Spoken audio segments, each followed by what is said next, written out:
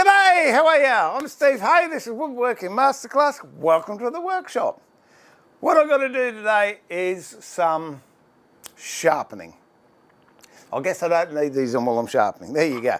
And I've got some chisels to do, maybe a couple of plain blades, then some routing to do on another harp, and then some, if we've got time, mortise and tenons. Oh, they'll still be done today, whether or not I'm live, I don't know.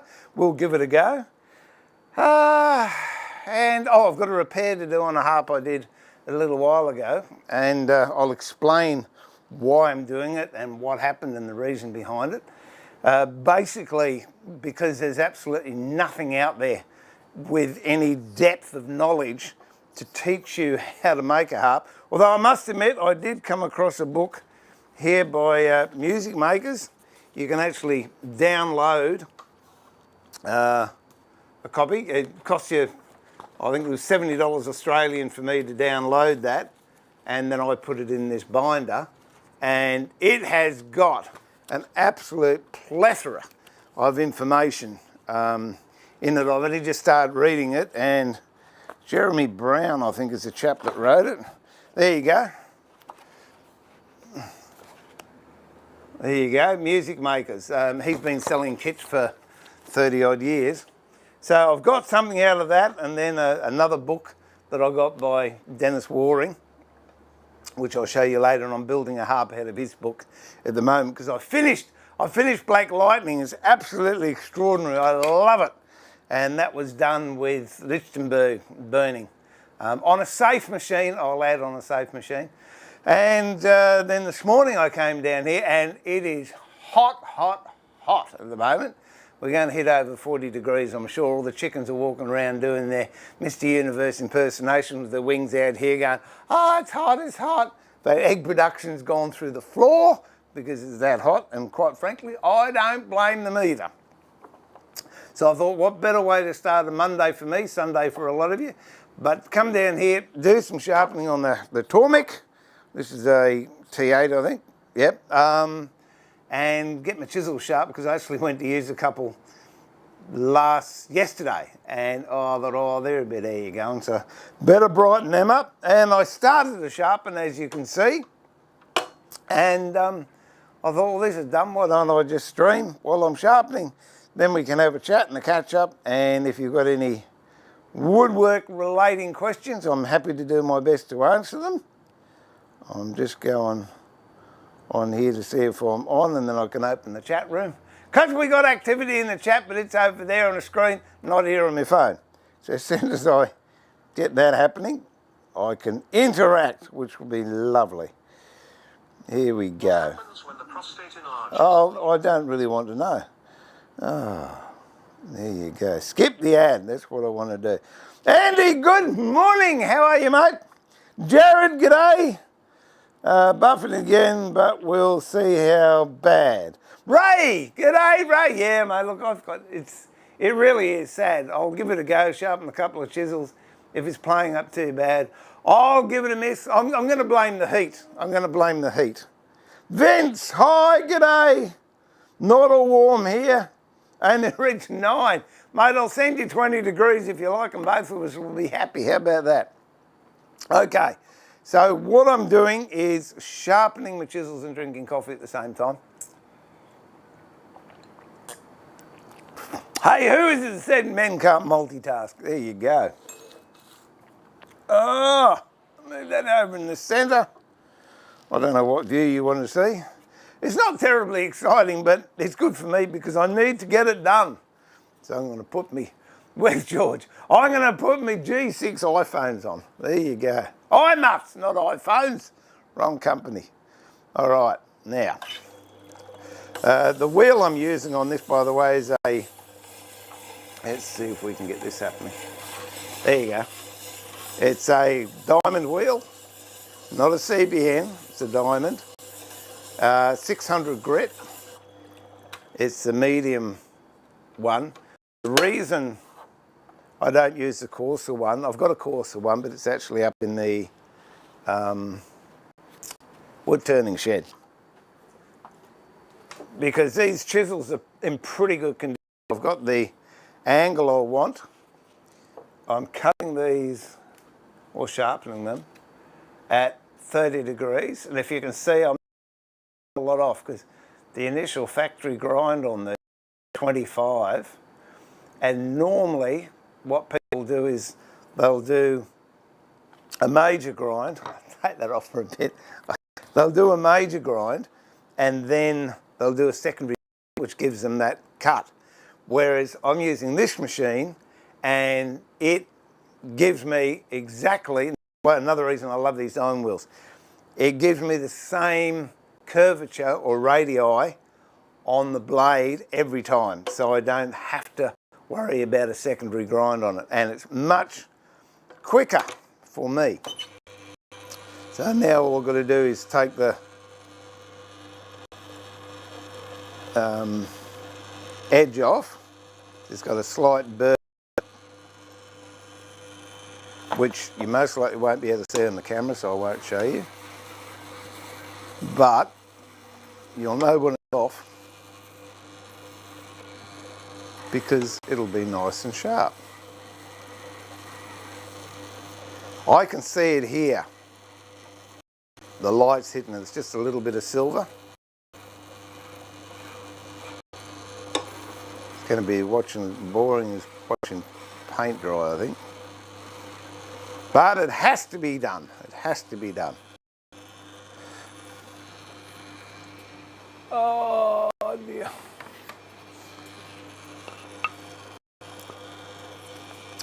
Now I'll just give it a rub on the leather. Possibly this is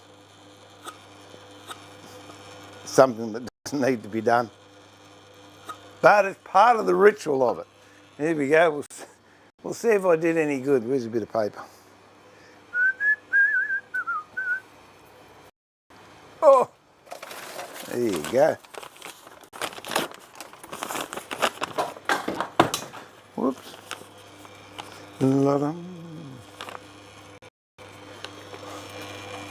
We'll see.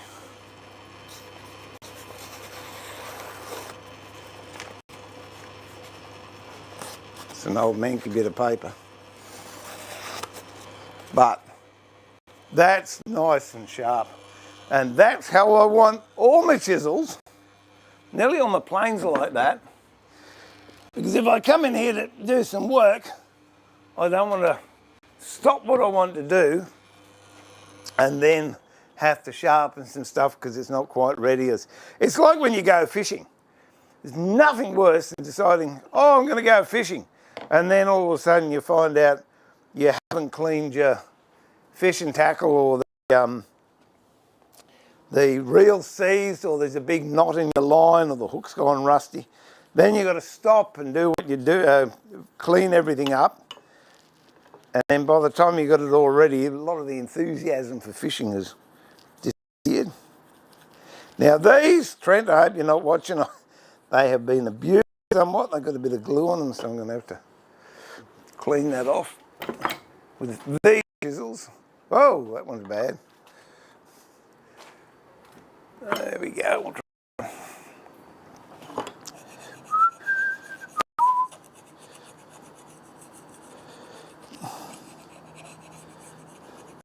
I'll show you all the gunk that's coming off this. And all that.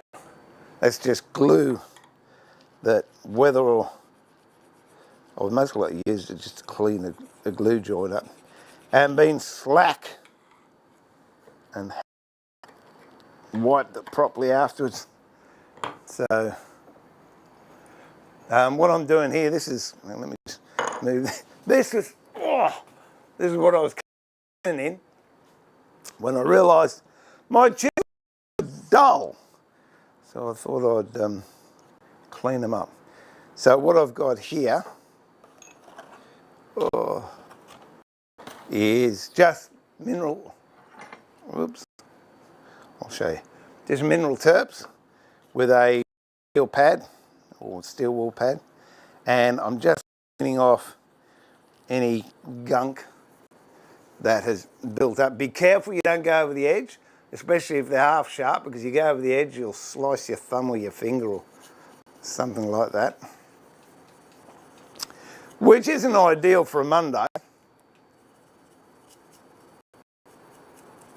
And yeah, it's very good chance using steel wool is going to blunt the edge, but I'm going to sharpen it, so it really doesn't matter. You can see with this one too, I haven't taken it all the way up the bevel. I've only just sharpened the tip. Gradually, that will eventually be the same all the way up. I can feel a huge bevel on it. I don't know. I know I haven't opened the paint tin, but I've done something horrible with it. And then this brass work, I'll give it a bit of a tickle. So again, you could use just water. I like turps or kerosene though, because it doesn't promote rust.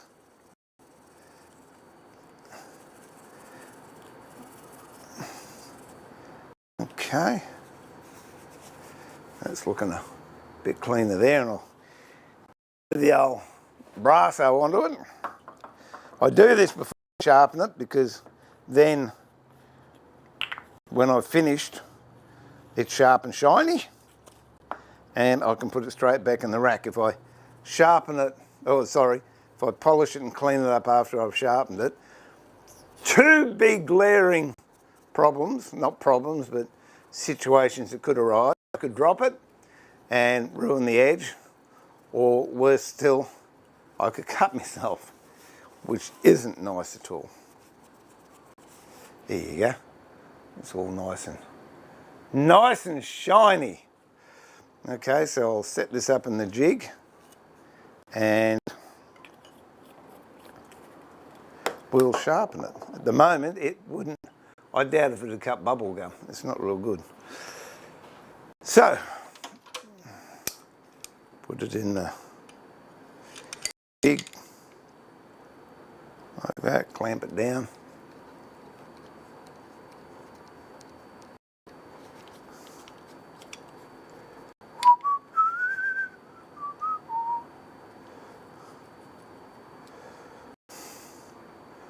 What I do, because these have got bevels on them, if you tighten this more than this one, you'll actually get a roll and you won't get a straight edge. So that's pretty close, I think. Yeah, I think that'll do. Now I'll put that under the tool support, get my angle finder, wherever that is. Oh, here it is. And I've set that to 30 degrees, and I just roll that up onto there. And I've got to bring it up a little bit, so I'll just bring it up till I can't see any light between that indicator and the blade. Show you what I mean about I can get the same angle every time.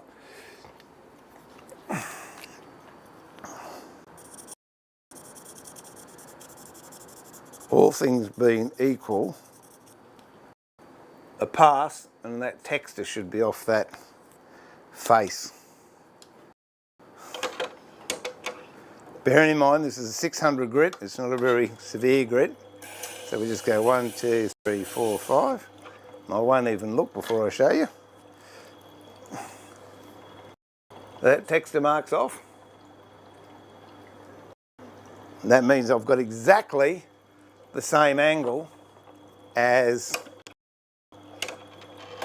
when I last sharpened it, which could have been last year. I'm hoping it was last year.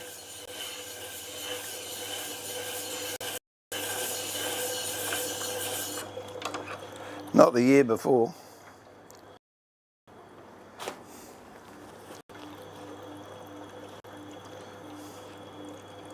Okay, I've got a little bit here that just hasn't quite been touched.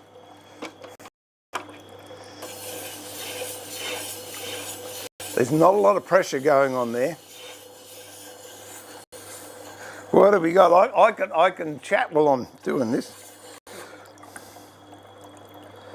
Right, looking 34 degrees here in the southwest and Western Australia.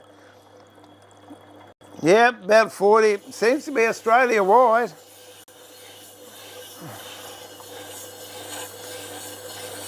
Vince, I reckon I spent more money on stones than it would have cost me. I tell you what, I do like the people at Tormac. Michael, g'day Renee, Phil, Deb. But I do agree, I think it's the best sharpening system out.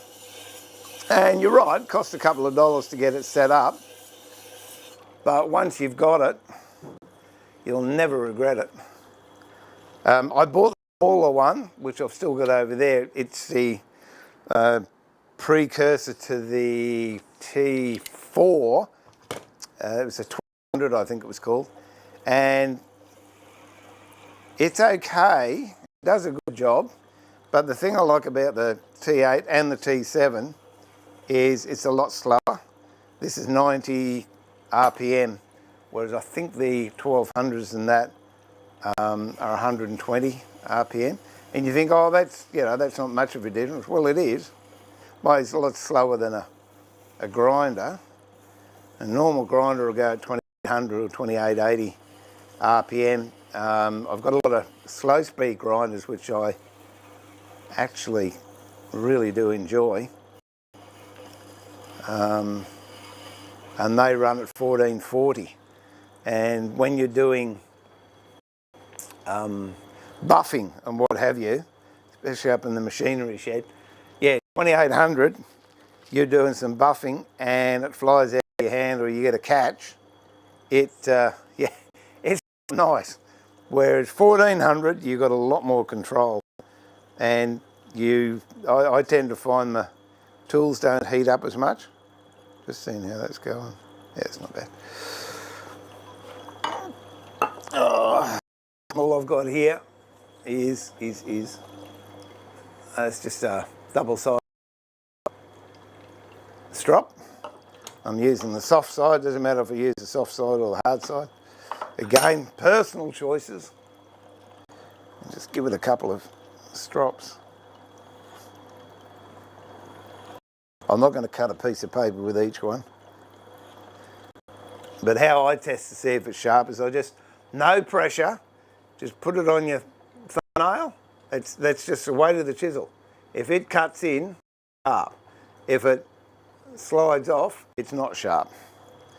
And I've heard all sorts of things. Oh, if you get nail infections, you do them. I've been doing it for a few decades and I've never had a nail infection yet. Oh, I tell you what, they look quite swish up there with short ferrules, don't they? There you go. Jeez, I tell you. Trent, mate, these have had a flogging. Oh, dear. What do we got?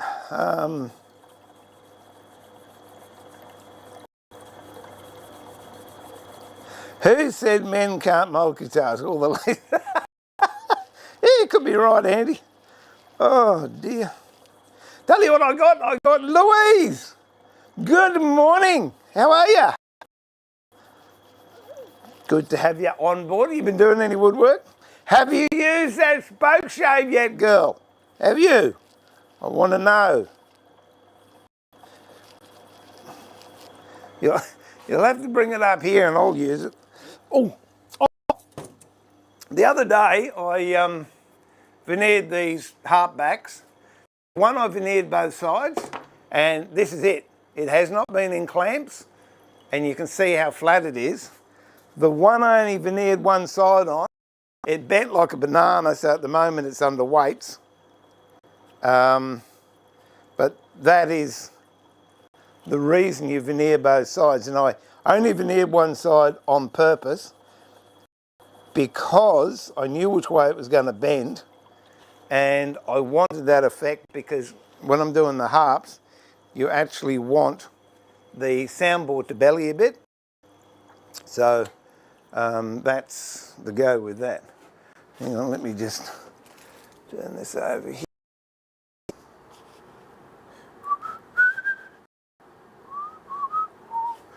Okay. Oh. First class, greetings and hello. Well, g'day first class. I like your name. I think, let's bring into something. I got sidetracked this morning, actually, to tell you the truth, on Instagram. I think they call them reels. Ha! Unreal. Spelt differently. See, but only old people like us would know that. And it really did sadden me that people are more interested in tearing other people down than looking for the good in them or building them up. You know, it's a joke, but I can't say it. It does, it saddens me. You know, if you do something really nice, I don't care if you write some poetry, you crochet a doily, you do something kind for someone, and no one, well, not everyone, the majority of people, let's say, especially those that get on social media, they just don't see, all they want to do is pull the rug from underneath them. Oh, but they did this, that, they cheated in their 4th class arithmetic exam 40 years ago. They're a bad person. It seems, and that was a big thing in Australia, the tall poppy syndrome, you know. You see someone that's done well for themselves or they can master something. The tall poppy syndrome in Australia is, instead of, oh, I'm going to work hard, I'm going to, you know, talk to him and I want to be as good as he is or she is, it's now, oh, no, they'll make a mistake, you watch me bring them down to my level. And it's so sad. And it appears that, this isn't a rant, by the way, it's an observation. It appears that these people that like that have these massive followings on social media, and then they become influencers, they call them, and they influence trend, they influence thought pattern. Have we digressed so far in our evolution that we can't think for ourselves? Or is it, oh no, I want to be one of the crowd, I want to be accepted? And no. I've always had the belief if you're running with your crowd, you're running away. And every so often you've got to get up and stick your head above the masses and say, which way are they going? And if they're going the same way as you, in my opinion, you're going the wrong way. There are so many imitators out there. And I think, well, they reckon imitation is it? Imitation's a sincere, no, I don't know, something or other is a serious form of whatever, flattery. But, you know, they can't accept the fact that someone's done something that they can't do or won't do, and it's different to what they believe, so all of a sudden they've got to demonise it. I don't know, I could get back on me high horse, couldn't I? Not my intention. It's just so sad. There was one post I thought was really sad. No, I won't repeat it. Yeah, it wasn't rude or anything, but I thought, no, it's, if that's the way the world's gone. Oh, look at that. See, I was talking and I didn't do what I said I should do. I haven't polished the handle, so with a bit of luck, I can get away with this without dropping it or cutting myself.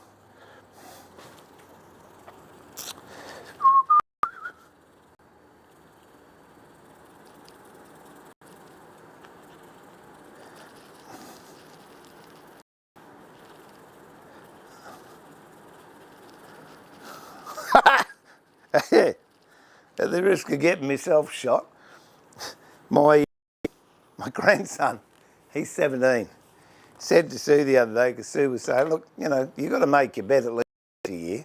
It's not that big a ask. And put your sheets out, and no, don't bother changing sheets, just put them straight in the bin. And he tells me, he says, I don't know why you're so fanatical that I keep my room tidy and do this. Because when you look at it, our generation has done more to save this world than any other generation. Yeah, good on you. I suppose by not washing, you're keeping water consumption down and you're not using electricity, so you're not adding to the greenhouse effect and, you know, ah, don't start me. Oh, there could be a rant there. I love him to bits, but yeah, get a few years up and a couple of experiences under your belt, then come and talk to me. What did Anthony say the other day to me? Or us? Why do you, Nanny, have to work so hard? Why can't you just sit down and take it easy like us?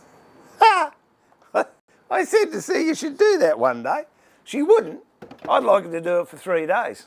So no washing gets done, no cooking gets done, no cleaning gets done. No, you'd have to make it 5 days because you most likely wouldn't notice for the first day.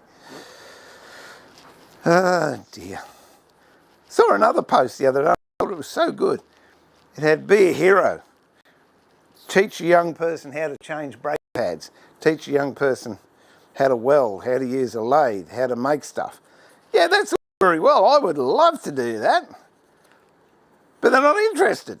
Oh no, I want to play my game. Oh yeah. Much more fun. You got any friends? Yeah, I've got 1,000 of them on Facebook. Yeah, whatever. I'm on a group for those people in Australia, and it's called the Lower North Shore. And it's all people put memorabilia up of the Lower North Shore of Sydney in the, not mainly, but some from the 30s and 40s, you know, when the Harbour Bridge was being built and what have you. But a lot of them are from the 60s and 70s, and that was when I was living there, and it just seemed to be a much simpler time.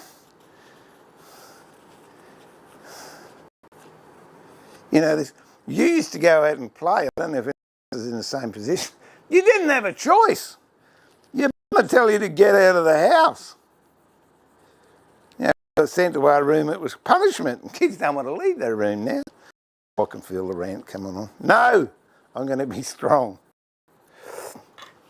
Oh dear, oh dear. Steve, what about the radius left from the grinder? What about the hang on. Steve, what about the radius left from the grinder? Are you talking straight off the tool? Are you talking Tormic, or are you talking electric grinder? Because there's a couple of different things there. I can answer that when I get more information. A bit over 1,200 the T8 total tools, best Carbotech. Yeah, there you go. And you've got another $1,000 if you want to buy the jigs as well. So there you go. I need to go through all my planes at some point.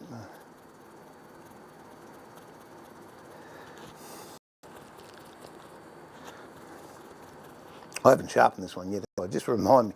Because I'm talking and working at the same time.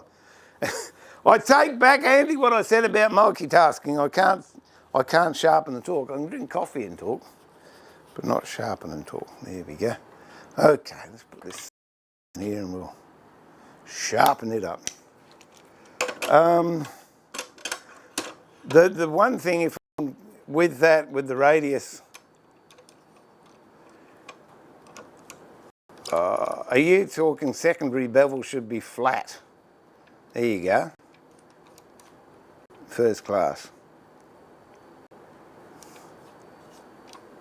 Because I'm just cutting on the edge, and really what is behind the edge doesn't make any difference, providing the back's flat and the edge is there. Oh, wait a minute.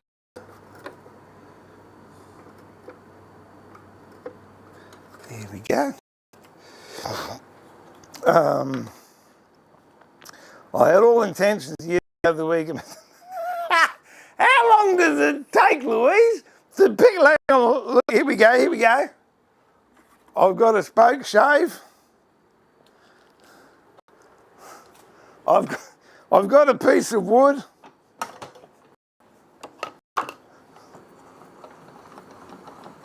I've put the wood in the vise.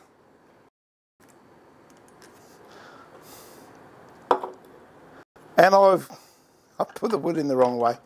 There you go.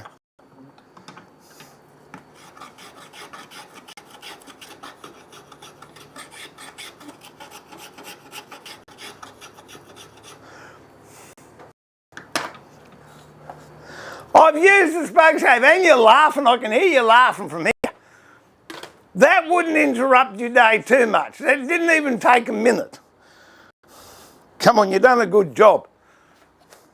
Then just use it. Oh dear. Margaret. Hi Steve, from Maine here. Oh well, welcome. Welcome to Brisbane. Margaret, thanks for dropping in. Oh. Hello, what's going on here? Go away. I'm getting stuff I don't want. Go away. Ray, Mum didn't care what we did just as long as my sister and I went in annoying her and she didn't get a knock on the door. Yeah. What's that? Was that Ford Chrysler or Holden? Or police ambulance or fire brigade? I love the way you put that. That's lovely, right? I can't even remember being asked what we did.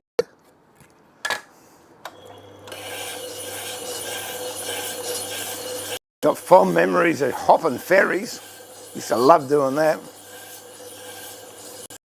You get on one ferry and before it gets back to Circular Quay, which is the main wharf area in Sydney, you'd get off at some other wharf and then you'd wait for the next ferry and jump on that. Used to do the same with trains. Spend the whole day in the Hornsby line or the city circle. Imagine doing that. Spend the whole day sitting on a train.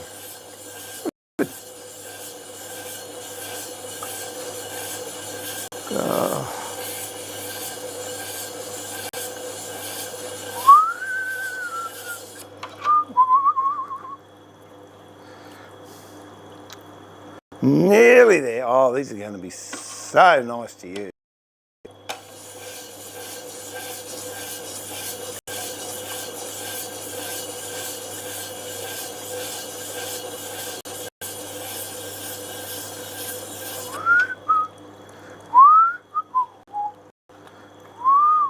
Now that one, for example, because I've sharpened it a fair amount, you can see that that's going all the way up the bevel, and that's at 30 degrees, which is what generally your chisels end up at. Unless paring chisels, which are these things here, might even have to sharpen it. Oh, there you go, it's a paring chisel. That's at 22.5 degrees, finishes at 25 degrees, which I may sharpen. Don't know, so here we go.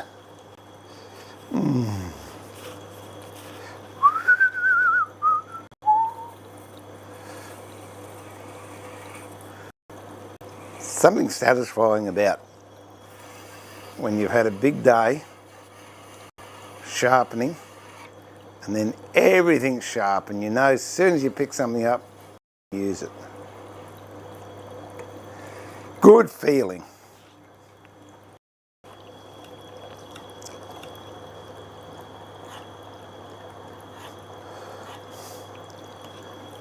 And I think I've got over 60 hand planes in the workshop.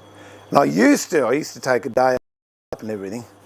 Now it gets a little bit hard to do.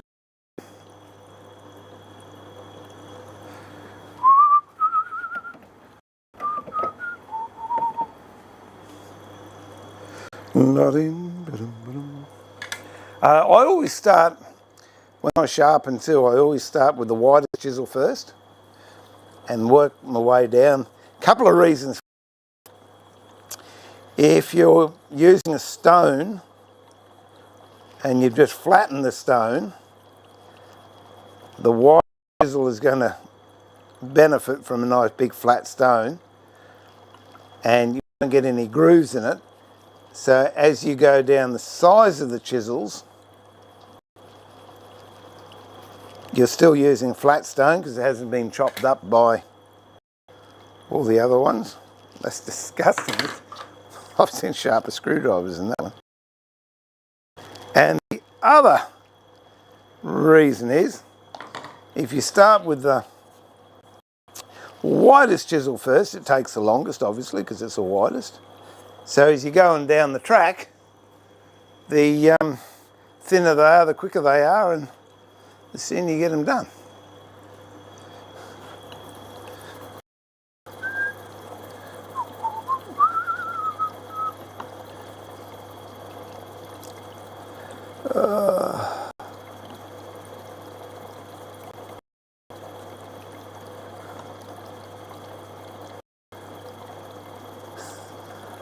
My mate touched one of my old chisels I was giving away, and he needed a plaster. Well, there you go. Yeah, a lot of people don't know what sharp is either.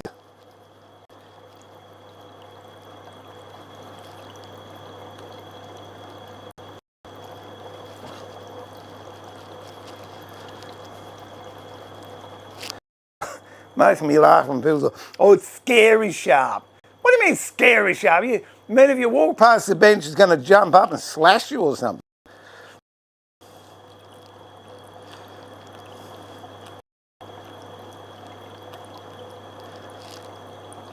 And then you've got all these degrees of sharpness. Look, it's either sharp or it's blunt. I do admit, depending on your experience, you can say, no, that's not sharp. I mean, it'll cut sharp. My carving chisels are sharp. And these bench chisels, as soon as I've done this, will be sharp. But after I've used them 3 or 4 times, they'll still cut, be as sharp as they were. I don't know, I'm just ranting here. It's good. What have we got? Margaret, question. I bought my first lathe. I haven't used it yet. I've sharpened my lathe chisels yet. Would you recommend buying a jig for lathe chisels? I have stones and bench grinder, but no jig on the grinder. Yes, definitely. Lathe chisels are one of those things, when you perfect it, you don't need a jig, but if you're starting out, Margaret, absolutely get a jig. And instead of being, and I'm not being disrespectful, lazy and just relying on the jig, see if you can feel what the jig's doing, and then you'll get muscle memory, and you'll then be able to get to the stage where you'll be able to sharpen without the use of a jig. But the jig definitely is a good idea to start with. And the other thing is get a wheel dresser, so you can dress your grinding wheel, and a good stand. The majority of grinders come with tables that aren't really that brilliant because they're just there to do a job. They don't do the job very well. If you've invested, you know, a good amount of money in lathe tools, you want to look after the lathe tools, and the best way you can do that is respect them by sharpening them properly. Veritas have a very good one. I've actually got one on a grinder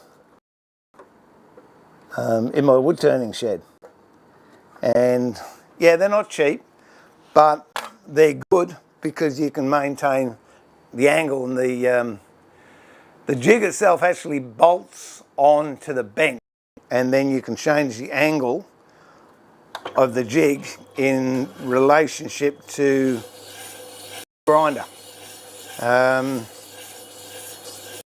Most grinders, I think, come with an 80 and 120 grit wheel. When you're first doing your initial grind, and don't accept the grind that comes with the tool, because they're banged out, so it sort of looks like it. It could well work, but if you can put a proper grind on it, you'll get much more satisfaction with your turn. And yeah, so your initial grind, you use a hard wheel, then your finish grind, and once you've got your shape, it should be finished grind, so use your 120 grit. I've actually got a 180 grit CBN wheel, which I find is really good. And again, as with the Tormek, if you've got a CBN, the radius doesn't change, whereas if you're using stones, every time you grind or dress stone, the stone is getting smaller and you're getting a more acute radii on your blade. So that's something to think about. For a long while there, I was doing my skew on a flat grind, but then when it came to regrind, it was a bit of a pain. So I went back to a radius.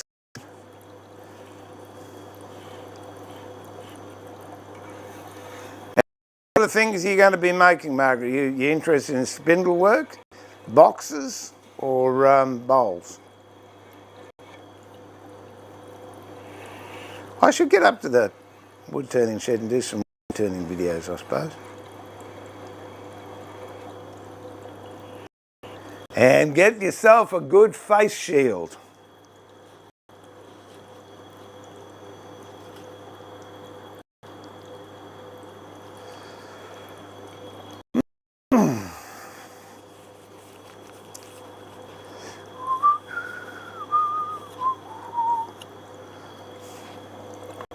Oh, they're looking swish now.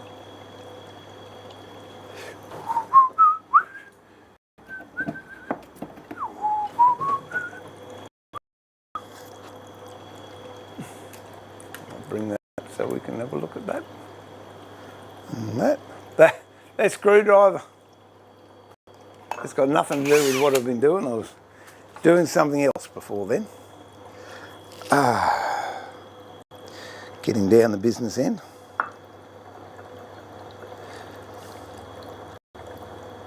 How high a grit for turning? I only have a 36 and 100.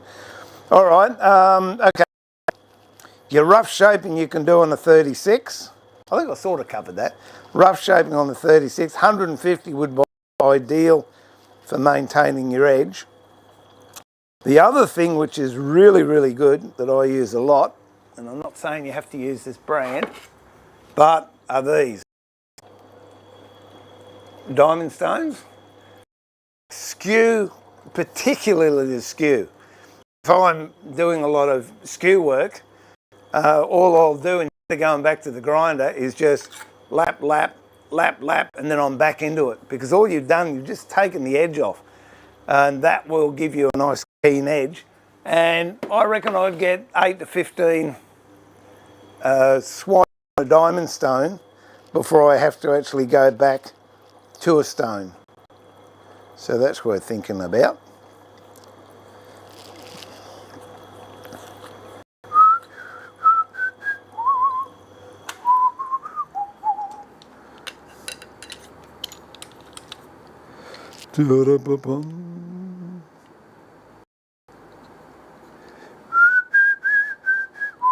I like aluminium oxide too, it's nice.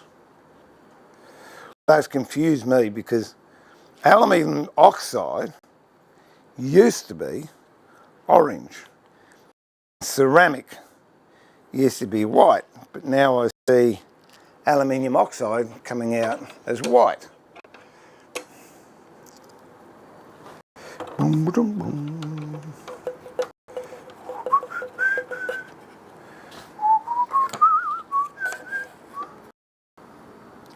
There we go.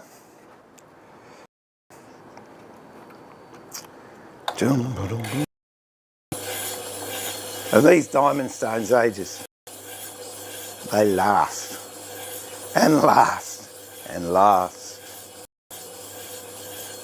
I'm not pushing very hard on that either.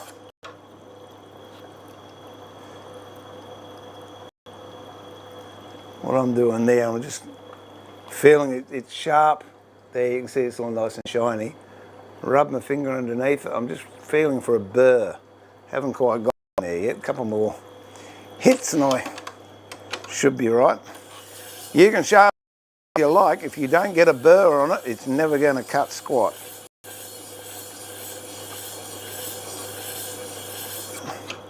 These chisels too, they're made out of M2 steel, which, okay. Now I can, you can't see it, but you'll have to take my word for it. Now I can feel just a very bit of roughness on the back there against my finger. That's the burr. Oh no, I didn't clean my brass bits. Oh. Hey Andy, I take back what I said, I can't multitask.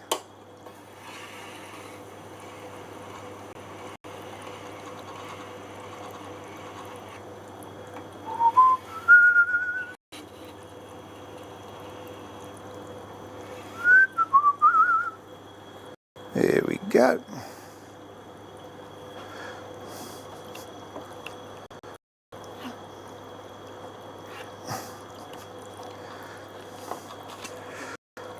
Let's do the brush work now.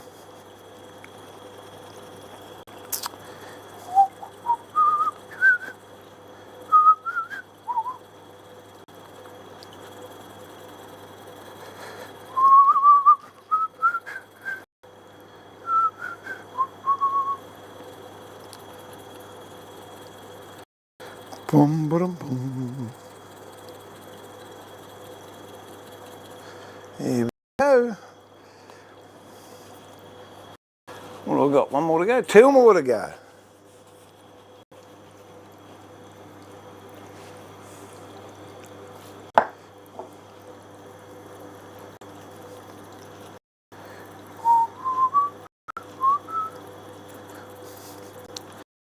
And then I've got some routing to do, and I'll show you this repair I have to do. What happened, those of you that have been following me in my new genre of harp making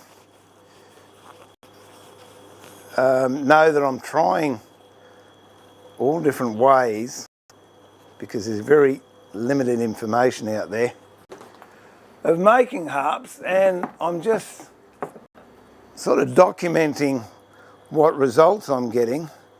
The one I did a while back, a Jarrah harp, which I've got here, it actually started to bend on the neck, which I was quite surprised about, because Jarrah's pretty tough, but looking at 900 kilos of pressure on the neck, so it's bending it over. So I'm going to try and straighten that by putting it in a vise for a couple of days. It has straightened out a lot since I took the strings off, but what I did on the Black Lightning one that I posted in a YouTube short the other day, I've actually put a dirty great big lump of 20mm by 10mm, which is, what's that, 3/4 inch by 3/8 inch steel in the neck and the pillar. So I'm hoping that's going to fix it, but I do have some carbon truss rods that they use in guitars, and I'm going to have a go at putting that into the Jarrah one. So before I actually put it in, I'm going to have to straighten it, so we'll straighten it shortly. And there's two other harps I'm working on. One's called the Harlequin with that diamond pattern in it. That's on a full plywood neck, and another one's got half wood. So I'm just seeing how they sort of work.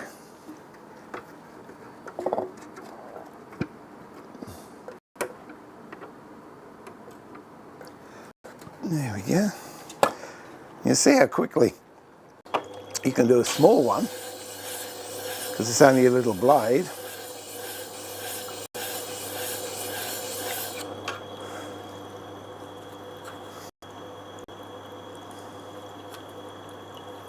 A little bit more.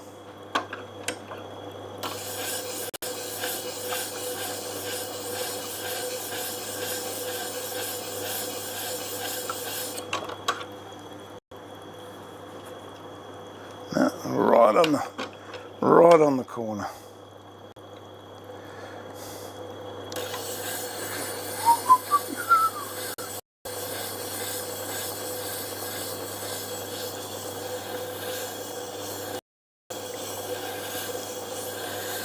Yeah, with that, Margaret, I don't know what chisels you've got. Have you got a bowl gouge? Because honestly, I reckon a bowl gouge, you can do so many things with a bowl gouge. You can do spindle work, bowl work, roughing, all sorts of things. Whereas if you just got a spindle gouge, you can do bowl work with it, but you can't be quite as aggressive. Main thing is, Margaret, you enjoy yourself.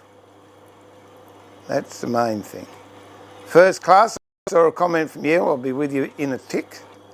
I just got to get this done.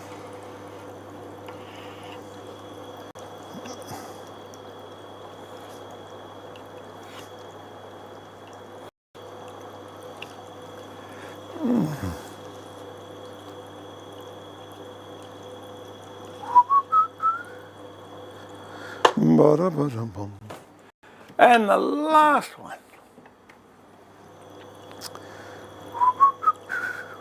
Which is a 1/4 inch. I absolutely love lathe work. Bridgeport tapering is awesome. I love knitting on the lathe. There you go. Never tried knitting on a lathe. Knurling, oh. Oh dear. Oh, I'm sorry. Yeah. I'm thinking knitting, oh, I suppose anything's possible. That's something I... Knurling. I love knurling. I love knurling too. I like doing knurling on metal lathe as well. And what's the other thing? Oh, they've got, I don't know what they're called, spiraling. I love doing spiral work. I've got some Robert Sorby spiral cutters. And yeah, gee, you can get some nice effects. There we go.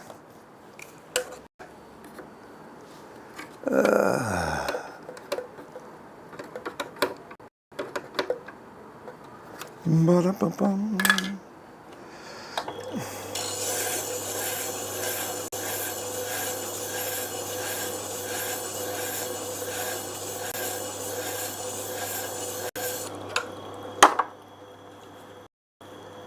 Spell check is great, isn't it? Okay, not quite there. The only thing you've got to watch, which really is an issue with these diamond wheels, is make sure they're dry. There is a solution like an inhibitor they give you so the wheel doesn't rust. There we go. And I didn't polish that one either.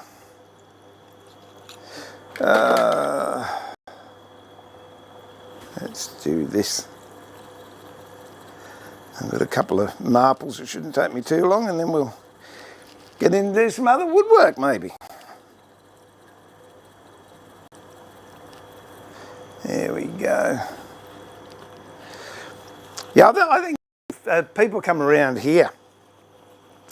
Most often I say, well, do you want to make a bowl? And they look at you as if you've just grown an extra head or something. Say, oh, no, I don't know how to do it. No, I didn't ask if you knew how to do it. I said, do you want to do it? And they'll go, oh, yeah. And I've never had anyone not go home with a nice bowl that they made.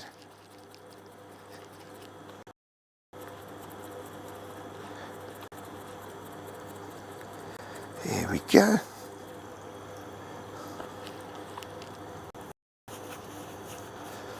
All done. Oh. Now I'm just going to sharpen these ones. I know I've got disgusting ones here. Disgusting. When they've got burrs on the top side of the blade, it's not good. These I've been using. Whoops, I just myself then. These are my first serious set of chisels I bought back in 1986 maybe? No, 1996 I think.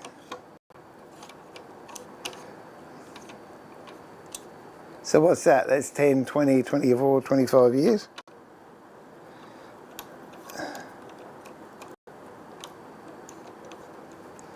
Oh, here we go. Oh, these are just high-speed steel, so they don't take much to sharpen at all. See how easy it is to...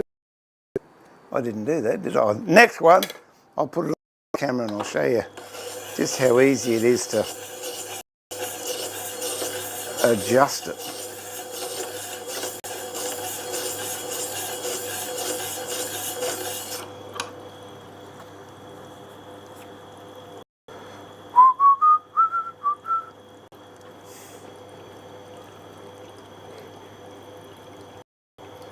Okay, what I did there, if you can see, because I was hurried, see there, that gap is smaller than this gap, and what it's done is actually roll the chisel, and you can see there's a slight gap in the bevel there, but when you have a look at how it's sharpened, you can see it didn't sharpen it straight. That's why it's important to get the pressure right, so you don't get that roll.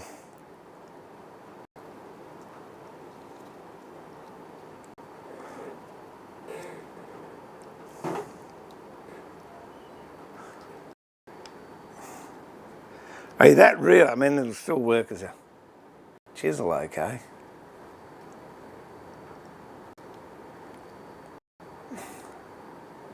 Okay, we'll try that. Now, this is how you get that angle, because it angles most likely out, because I've moved it in the jig, and it is. So now I've just got to wind that down a little bit. There's my angle. And here I go.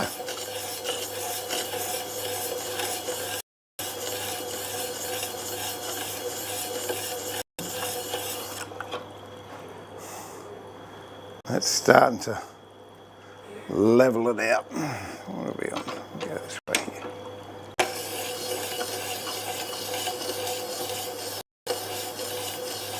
And for these chisels, what I've done here is going to be good enough.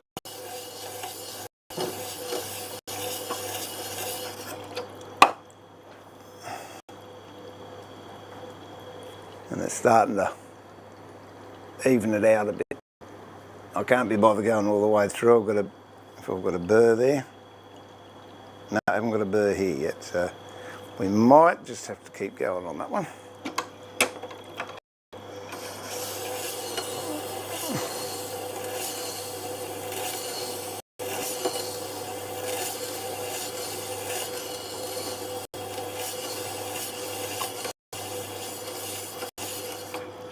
That should give me one. Yep, can just feel it.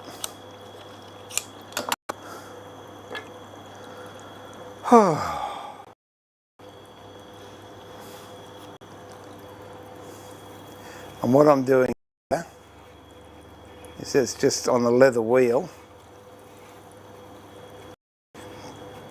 Actually, if I go to there, you might be able to see it.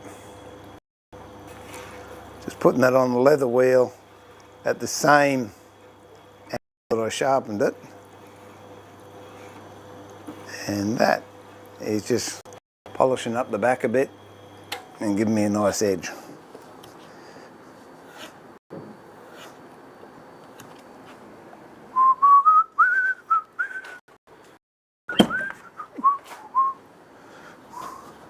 I'll do these couple and then we'll go and do some woodwork. I think my pliers are okay.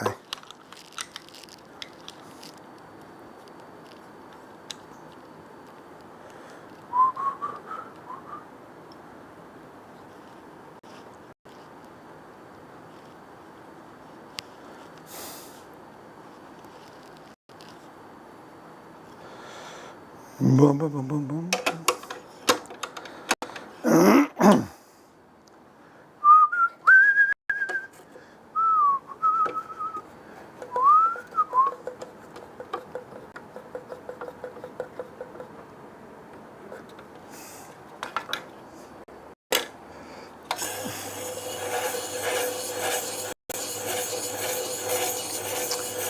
I shouldn't be admitting to treating me tools this way, should I? But that happens. But I must admit I don't open tins of paint with them. Okay, you can see with that one, that's in there nicely. I'm getting a nice straight line across there. And I reckon I'm going to have a burr there. Yep, feel that. We'll go to this one. I'll just take that burr off.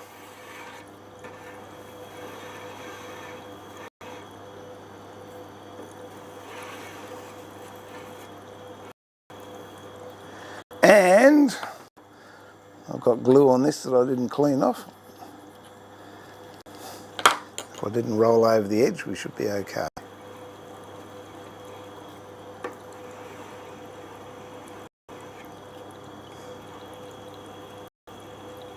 There you go. That is good. What have we here? Let's go back to this one.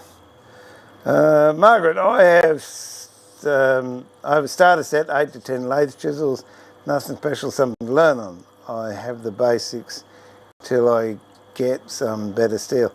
Yeah, that's great, and it's good to get going on it, but not you're asking for any advice, but the only advice I'd give anyone, in a lot of cases, stay away from sets. I get this a lot with people that want carving chisels. Oh, I bought a set. You'll find out a set, you'll most likely use about a third of them.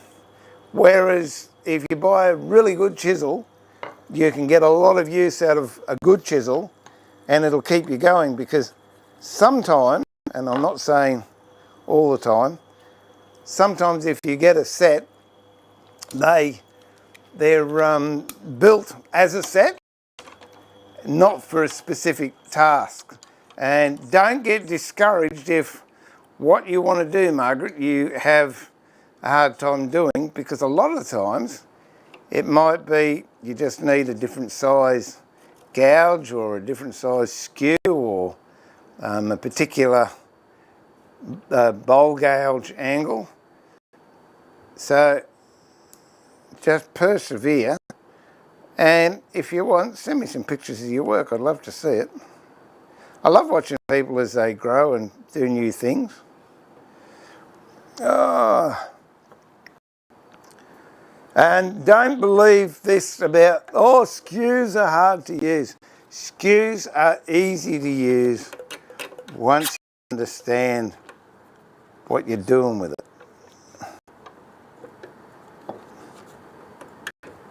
Actually, I'll just look this guy up if you're interested. Those of you that know Theo, my mate Theo. Hey Theo! I used to use a skew, and he came in one day and said, oh, you're using it as a scraper. I said, yeah, it works. Oh no, you don't use it like that. It took me a good couple of weeks to master how to use the skew, and I thank Theo for giving me a hard time. And now it's good. The thing with the skew, you get so many people saying, oh no, they're dangerous, you get catches, oh, they frighten you. A bowl gouge will do more damage to you than a skew will, and if you're using that properly, that won't do you any damage at all either. The thing with the skew is its concentration. If you allow the cutting edge to go over halfway on the skew, you'll then increase your chances of a catch by about 1,000%. But having said that, once you understand what a catch is, then you just don't do it. Who's this? Is it Mark Asprey? Might be, I don't know. So the blacksmithing guy I used to watch, and he'd say, you know, if you want to make it perfect, just make it perfect. So if you want to use a skew and you don't want to get a catch, just concentrate on what you're doing, you'll never get a catch. I can always tell when I've got a catch, an unintentional catch. If I'm honest with myself, the moment I got it, one or two things. I was thinking of a catch, or I was thinking of something different to the job I was doing. and you allow that to dig in and bang. The other one's runbacks. If you don't concentrate, you get runbacks on skewers. Oh, I don't like using a skew. Skews are great. I'd say I'd use it in preference to anything else. I've started using the Bedan lately. They're fun. It's like anything. Do it long enough, you get it. I'll give that a straw. Whoop! Went over on that one. 2 more to go, and then I'll put this all away. Now, this one is disgusting. This one I was grinding many years ago on a grinder. You can see how lower angle I've got on that. So, and the gunk that's on, so I'm going to clean that off.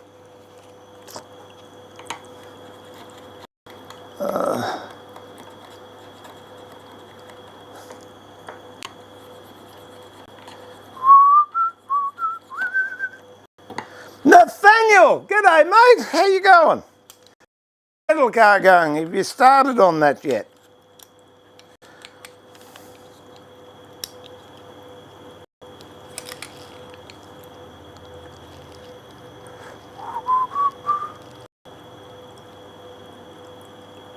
Ow.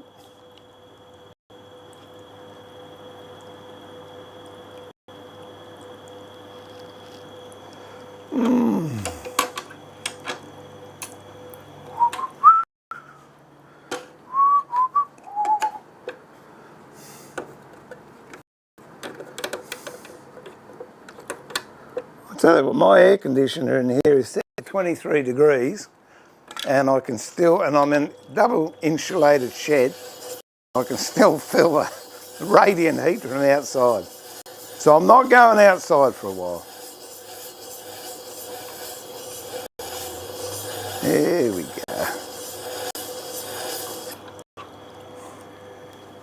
That'll do. And you can see it's going to take me a long time to pull that chisel bevel all the way back. But I'll do it. But all I'm going to do is lose half an inch of chisel. It really doesn't make any difference to the cutting edge. It doesn't look as nice. But I'm only using the first half a millimetre, 1/2 of an inch or something or other of the blade, so it's going to work fine. I just went back there because that bevel didn't go all the way across. Now it does. I wish you could get, if I could get micro cam up here, it really is quite pretty watching the bevel coming off. Not the bevel, the burr.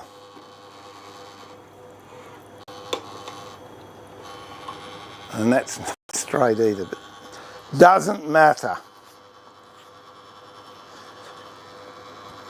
You can obsess over things not being exactly right, and you're robbing yourself of workshop time.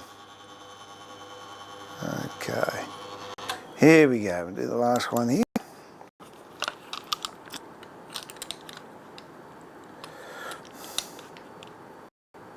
And I don't know, I'll just...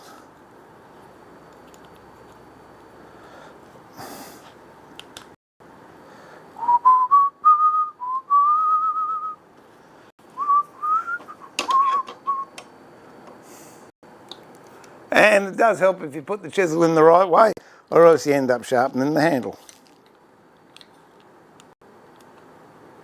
Which I've never found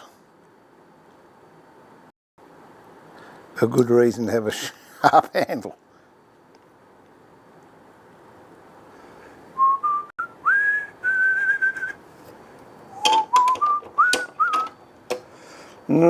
Diddy-dum, ba-dum-bum. Okay, let's see.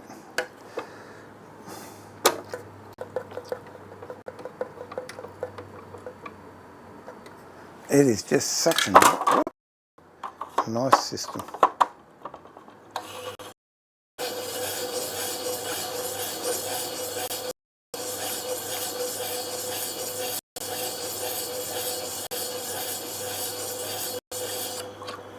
Boom, boom, boom, boom.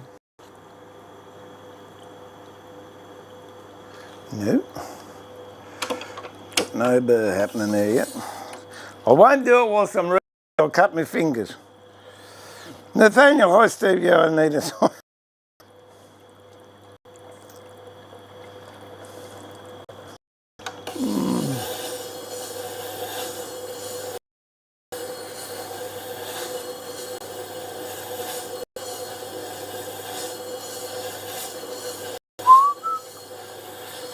Keep an eye out on Marketplace, Nathaniel. Sometimes they come up.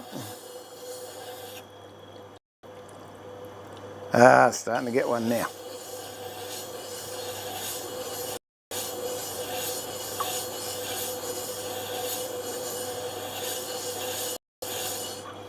There we go.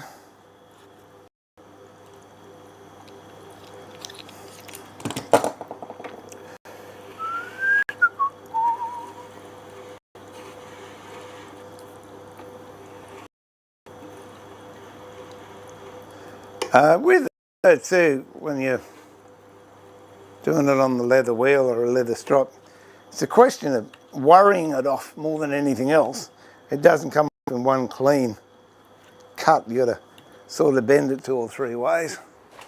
All right, that'll do those. Those other 3 are okay. The only one I want to do really is all this one, number 7, because I use this one a lot.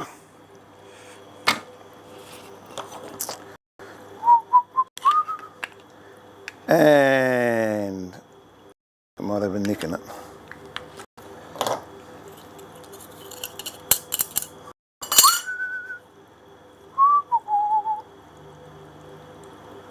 No, that's good enough. Doesn't need it.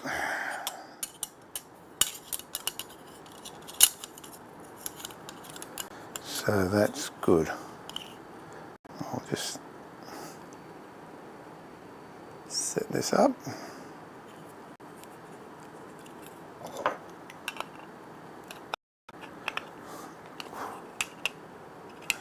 There we go.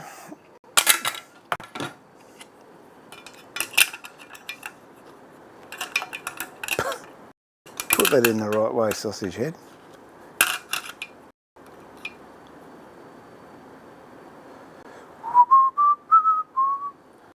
Okay. I'll just make sure I've got that set right and a tick. I'll take this out of here.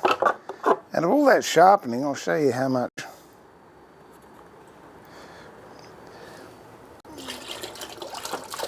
filings I took away.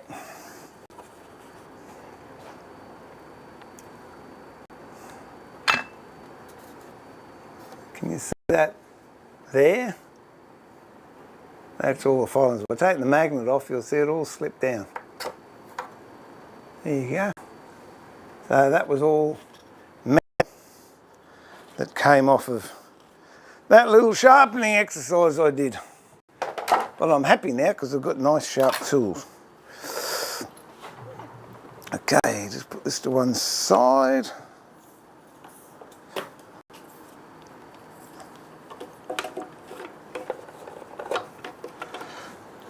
Oh dear.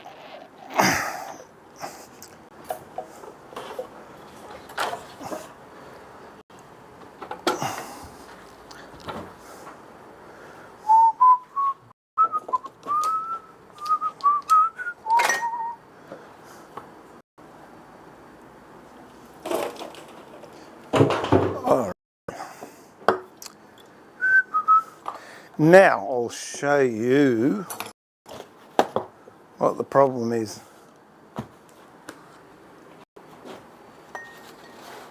One for that later on.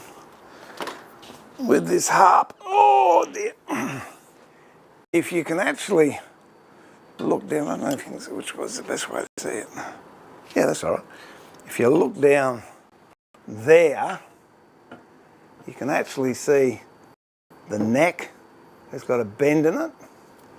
So what I'm going to do is get that bend out. And I don't know, so I'm going to give it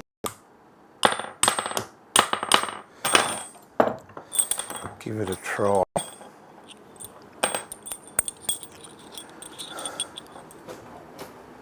The great thing about doing all this, I mean, it does get tiresome, no one's going to tell you anything, but the great thing is you learn a lot.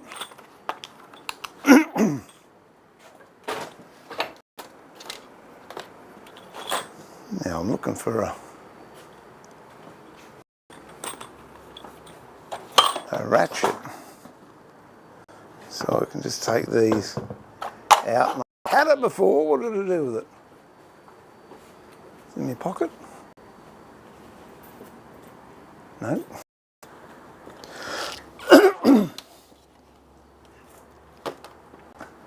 Could be over here still.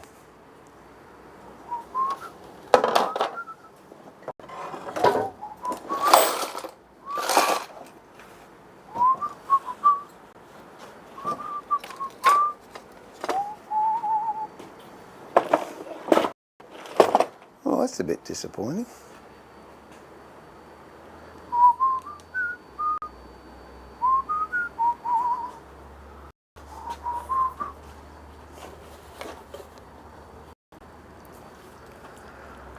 Okay.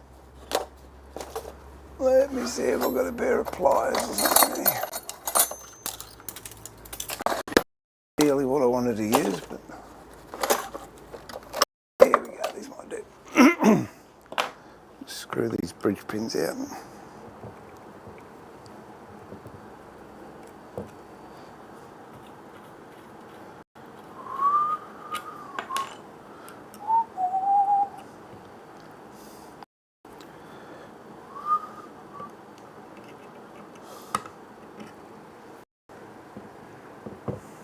Come on, that one.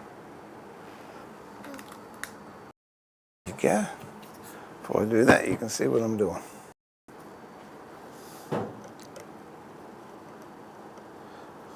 Try to them a cup of coffee.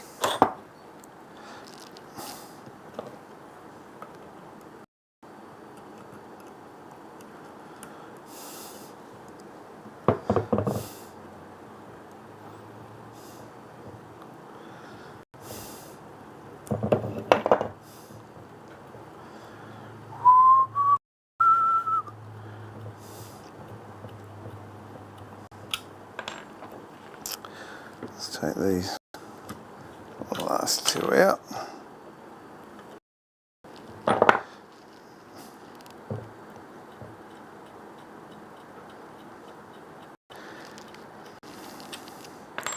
Okay, so let me just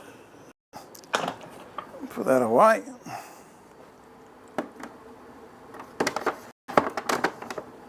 Grab a bit of timber and see. Oh, is that plane set? It's that multitasking can get handy if you're still awake. Oh. Okay.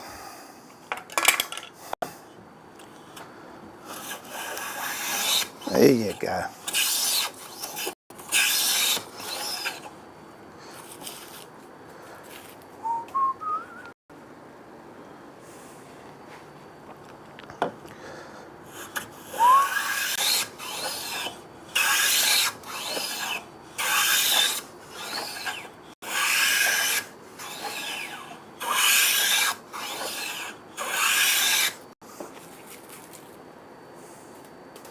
That's what a nice sharp plane will do for you.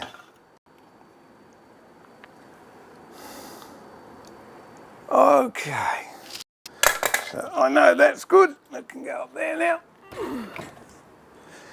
Now,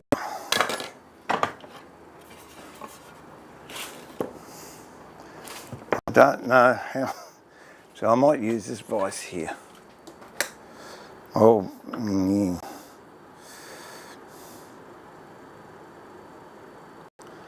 I might take that off too.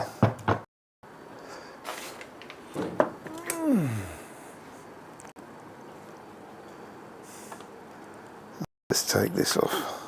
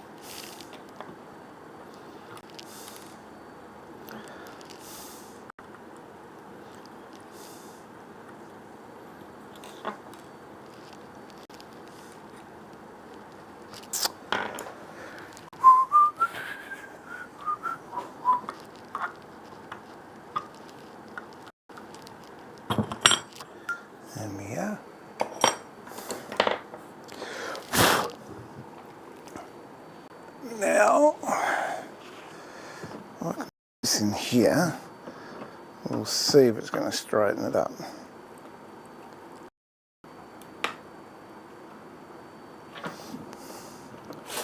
Might do it, might do it, might not do it.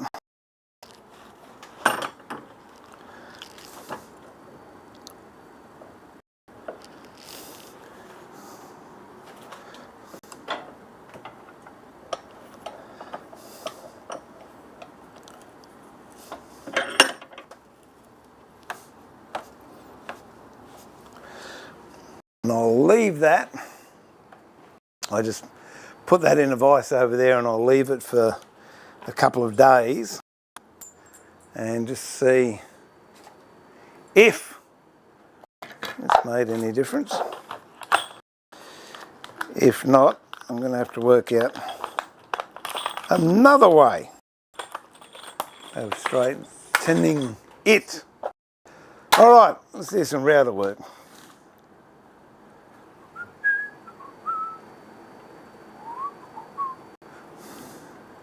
Let me just go over here.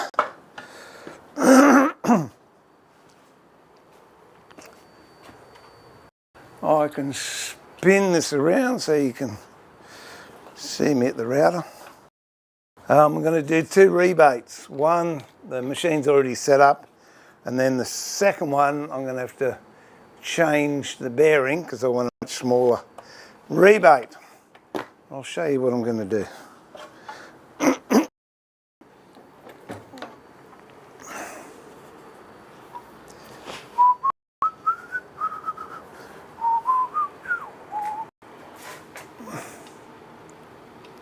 Where are we? There we go.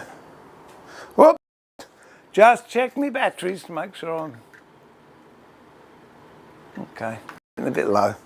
Should be all right though. Can you see that? No, that's all right.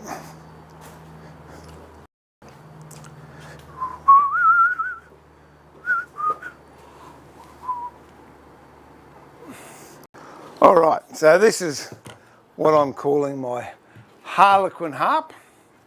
When it's finished, it'll have all diamonds in it, and it's a ply substrate with veneer on it. But what I want to do to hide the veneer there, I'm putting a rebate in, and I'm actually, oh, that's what I was going to do today, making a steam bender. I can have a go at bending the timber to fit into that particular recess. What I did a couple of weeks ago, I don't know, it might have been last week, I showed you a steam bending machine or apparatus that I made out of a bit of water pipe and gas. That worked fine on bending veneers and what have you. When I tried to bend this, which is 10mm 3/8, it wasn't working, so I've decided I'm going to make a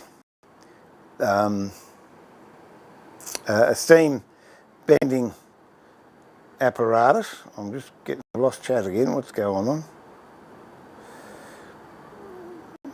Oh, goodness gracious me. There we go. There, gotcha. I think. Ah, don't you love technology? There we go, we're back on. Yeah, it was breaking. So what I want to do is a steam bending thing, which I made out of PVC pipe. I had lying around the yard, and an old glue pot actually. I'll show you that when I get that done. But the idea is then I can steam bend the timber to fit into here.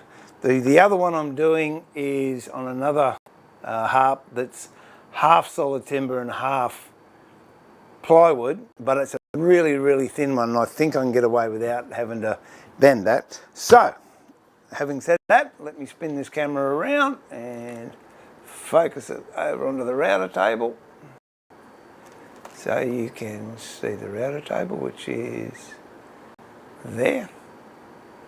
And if I go in there, you can see there's a big dust extractor in the way, but it doesn't matter, you should still be able to see. go over there, clean it off, and we'll finish cutting this. So I've got to, oh, hang on, I've got to rebate.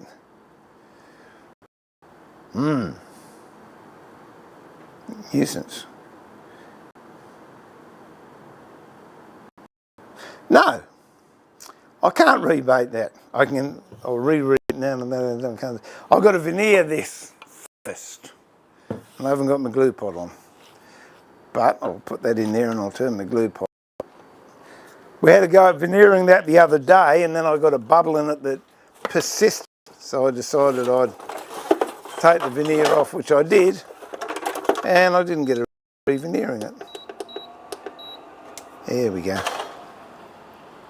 So that's not going to work. There's the top to the brasso.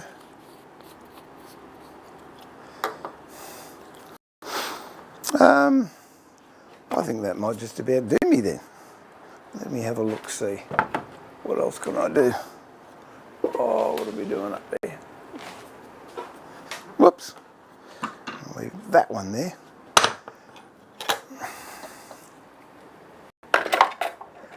No, I think that's Jimmy.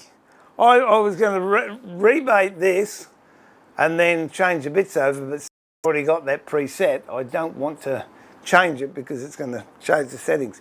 So unfortunately, I can't do that. If you've got any queries or questions, ask them now, and I'm happy to answer them. Where's my finish my iced coffee? It's not very iced at the moment.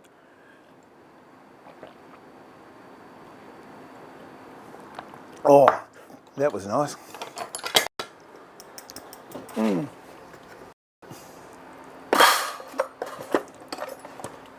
But at least I got my sharpening done, which I'm happy about. What's this one? Yeah, I'll go into that for something or other. Everything's nice and neat and tidy, all hung up on the floor.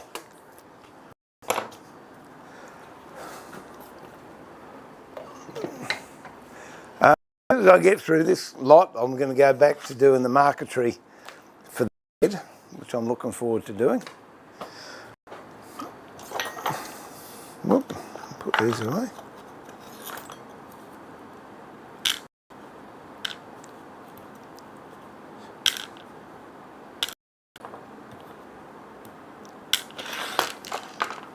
Put these in there so I don't lose them.